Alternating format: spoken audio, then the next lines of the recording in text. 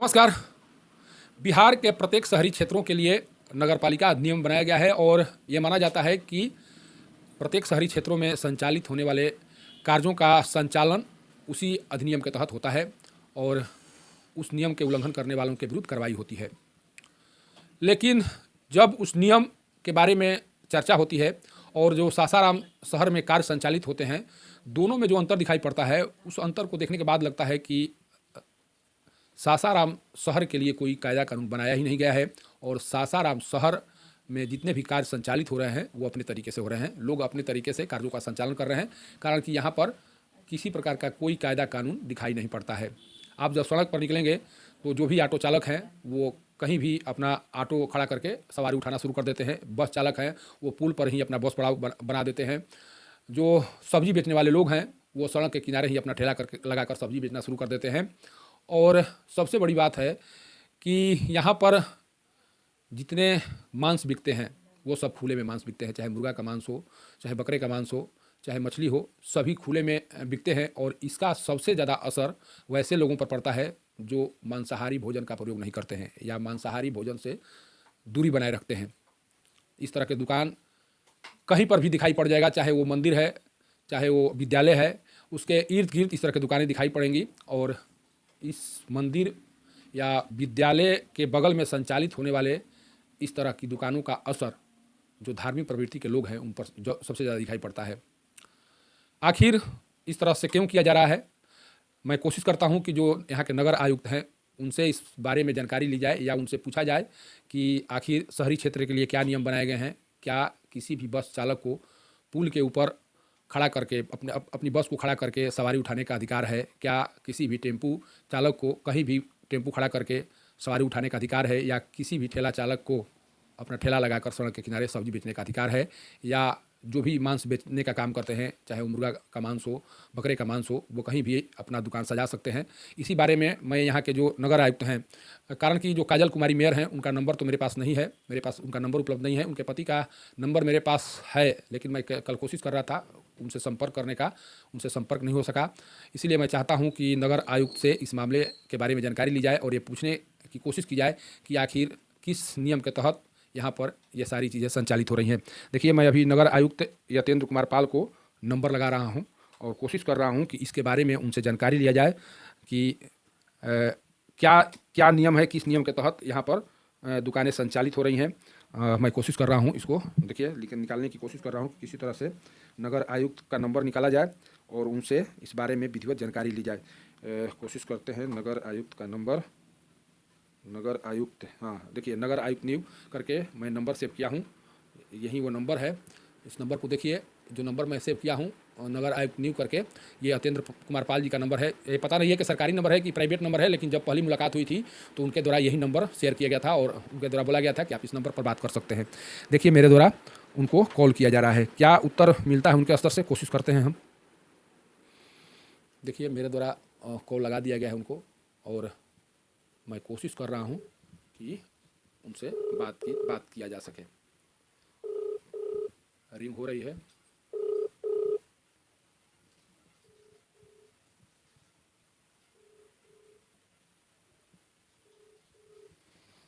Ring हो रही है, देखिए। आप जिस व्यक्ति को कॉल कर रही हैं, वह उत्तर नहीं दे रही है। कृपया कुछ समय पश्चात। देखिए, मेरे द्वारा नगर आयुक्त को कॉल किया गया लेकिन उन्होंने कॉल रिसीव नहीं किया। एक बार फिर मैं कोशिश करता हूं कि कॉल करूं, ताकि हो सके कि एक बार में फ़ोन नहीं उठा, दूसरी बार में वो फ़ोन उठा लें। एक बार फिर मैं कोशिश करता हूं। देखिए, यही नगर आयुक्त यतेंद्र कुमार पाल जी का नंबर है और मैं इसे एक बार फिर कोशिश कर रहा हूँ कि उनसे संपर्क हो जाए, ताकि जो समस्याएँ हैं उसके बारे में जानकारी ली जा सके।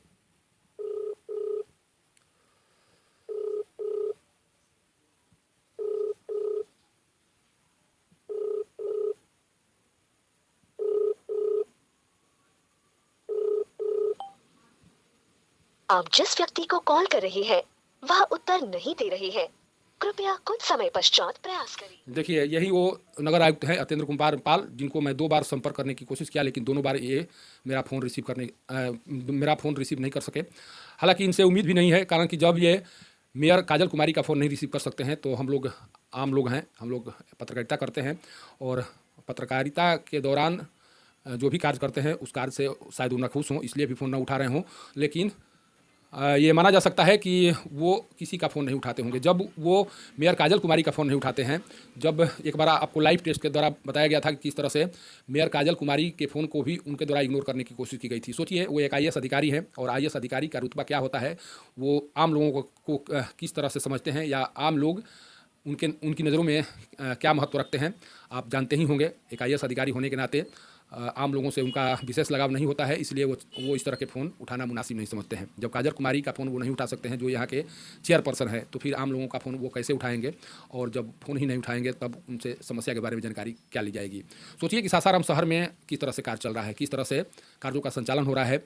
आप ट्रेड लाइसेंस की बात करें तो यहाँ पर अधिकतर दुकानों का संचालन बिना ट्रेड लाइसेंस का ही हो रहा है। सोचिए किस तरह से यहाँ के नगरीय प्रशासन का कार्य चल रहा है, या किस तरह से यहाँ के जो मेयर, यहाँ के जो आयुक्त, डिप्टी मेयर या अन्य लोग हैं वो कार्य कर रहे हैं, या आप समझ सकते हैं। मैं ये लाइव टेस्ट करके इसलिए बताने की कोशिश किया कि आप भी समझ सकें कि यहाँ के जो नगर आयुक्त हैं उनका व्यवहार किस तरह का है, वो लोगों के साथ किस तरह से पेश आते हैं, और क्या उनके द्वारा लोगों को सहयोग किया जाता है या फ़ोन रिसीव करने की कोशिश की जाती है। हालांकि हो सकता है कि वो किसी कार्य में बिजी हो सकता है कि किसी बैठक में हो, ये भी हो सकता है। लेकिन इतना माना जा सकता है कि जब वो सामान्य तौर पर काजल कुमारी जो मेयर हैं उनका फ़ोन नहीं उठाते हैं, तो फिर इस फ़ोन को उठाने की उम्मीद उनसे नहीं किया जा सकता है। और फ़ोन नहीं भी उठाए तो कोई बात नहीं है। लेकिन सासाराम शहर में जिस तरह से अभी मांस बिक रहे हैं, खुले तौर पर मांस बेचे जा रहे हैं, आप चले जाइए जो शंकर, जो यहाँ पर अड्डा रोड में जो एक उच्च विद्यालय है, वहाँ पर आप चले जाइए। गीता घाट आश्रम के पास एक दुकान है, एक मंदिर है, वहाँ पर कई दुकानें, कुछ ही दूरी पर कई दुकानें सज रही हैं। आप सब्जी मार्केट में चले जाइए, सामने में सब्जी बिकता है, पीछे में मछली मार्केट सजा हुआ है। जो भी महिलाएं सब्जी लेने के लिए जाती हैं, जो शाकाहारी प्रवृत्ति रखती हैं या जो मांसाहारी से परहेज करती हैं, जब भी वो वहाँ पर सब्जी खरीदने के लिए जाती हैं, किस तरह से उन्हें फील होता है, क्या अनुभव करती हैं, शायद यहाँ के जो नगर आयुक्त हैं, यहाँ की जो मेयर हैं, यहाँ के डिप्टी मेयर हैं, वो अनुभव नहीं कर पा रही होंगी, कारण कि उनको इससे कोई लेना देना नहीं है। शहर में चाहे जाम की समस्या हो, शहर में जल जमाव की समस्या हो, शहर में नियमों के अनुसार ट्रैफिक के संचालन का मामला हो, या शहर में मांस बेचने का मामला हो, इन सब से यहाँ के न तो नगर आयुक्त को कोई लेना देना है, न तो यहाँ के मेयर को कोई लेना देना है, न डिप्टी मेयर को कोई लेना देना है। इसीलिए ये अंधेरपुर नगरी चौपट राजा वाला हाल इस शहर का हो गया है। और उम्मीद किया जा सकता है कि इस शहर की स्थिति कभी नहीं सुधरेगी जब नगर आयुक्त फ़ोन नहीं उठाएंगे, जब मेयर का नंबर सार्वजनिक तौर पर लोगों के पास उपलब्ध नहीं होगा, और जब आयुक्त सब कुछ जानकर भी अनजान बनेंगे, जब उनके द्वारा कार्य में अड़ंगा डालने की कोशिश की जाएगी, तो उस शहर का विकास कैसे होगा आप देख सकते हैं।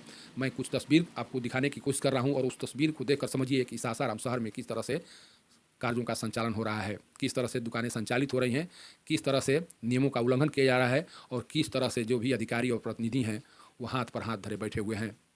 सासाराम शहर एक तरह से राम भरोसे है, और इस शहर का बेड़ा जरूर गर्क होगा, कारण कि न तो यहाँ के प्रतिनिधि लोगों की समस्याओं से रूबरू हो रहे हैं, और नहीं नगर आयुक्त आईएएस हैं। उन्हें लगता है कि हम तो एक आईएएस अधिकारी हैं, हमें लोगों की समस्याओं से क्या लेना देना है, हमें तो एसी रूम मिला हुआ है, चलने के लिए इनोवा गाड़ी मिली हुई है, और हम जब निकलते हैं तो हमारे आगे पीछे काफिला होता है सुरक्षा कर्मियों की, जो लोगों की समस्याओं को हमारे सामने तक आने ही नहीं देते हैं। तो फिर हमें क्या गम है? हम एक अधिकारी के तौर पर कार्य करेंगे, और आईएएस अधिकारी जिस तरह से कार्य करते हैं वो सभी लोग जानते हैं। और नगर आयुक्त जब से यहाँ पर पधारे हुए हैं तब से लोगों के बीच किस तरह से कार्य करते हैं ये सभी लोग जान रहे हैं। सासाराम से पब्लिक न्यूज़ के लिए सत्येंद्र चौबे की रिपोर्ट।